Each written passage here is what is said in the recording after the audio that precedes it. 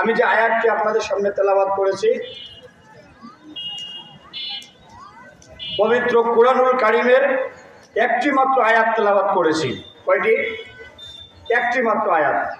আল্লাহ রাব্বুল আলামিন এই আয়াতের ভিতরে অনেকগুলো কথা বলেছেন। আর এই আয়াতটা যদি আপনি আমি মানতে পারি, তাহলে আমাদের জীবনটা পরিবর্তন চলে আসে। এবং আয়াতের প্রথম অংশ ভিতরে আল্লাহ রাব্বুল আলামিন যেটা বলছেন, আমরা যদি এতটুকু মানতে পারি, তাহলে আল্লাহ রাব্বুল আলামিন আপনার আমার জীবনের সকল গুনাহ খাতা মাফ করে দিবেন। বলেন সুবহানাল্লাহ। সম্মানিত উপস্থিতি,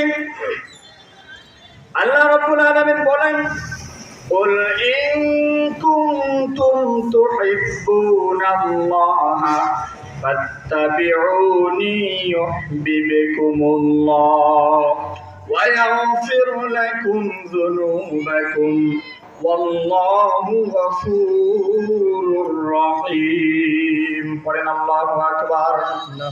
আল্লাহ রাব্বুল আলামিন বলেন, কুল, হে নবী আপনি বলুন, ইন কুনতুম তুহিব্বুনাল্লাহ, যদি তোমরা আমি আল্লাহর ভালোবাসা পেতে চাও। কার ভালোবাসা?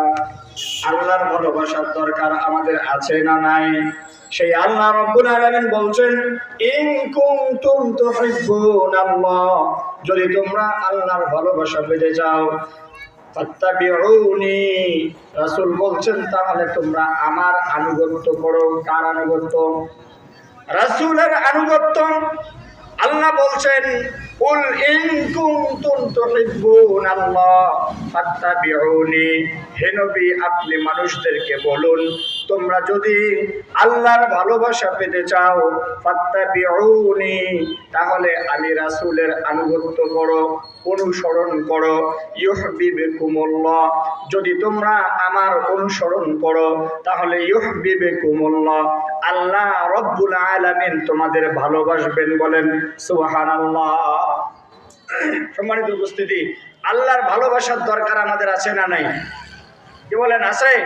তাহলে আল্লাহর ভালোবাসা কি করলে পাওয়া যায়? রাসূলের আনুগত্য করলে কার ভালোবাসা পাওয়া যায়?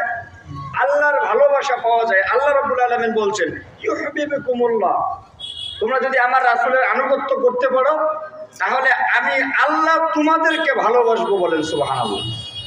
এরপরে আল্লাহ রাব্বুল আলামিন বলেন, ওয়ায়াগফিরু লাকুম যুনুবাকুম, আর আমি আল্লাহ রাব্বুল আলামিন যখন কোনো বান্দাকে ভালোবাসার সিদ্ধান্ত নেই, তখন তাকে ভালোবাসার পূর্ব মুহূর্তে আমি আল্লাহ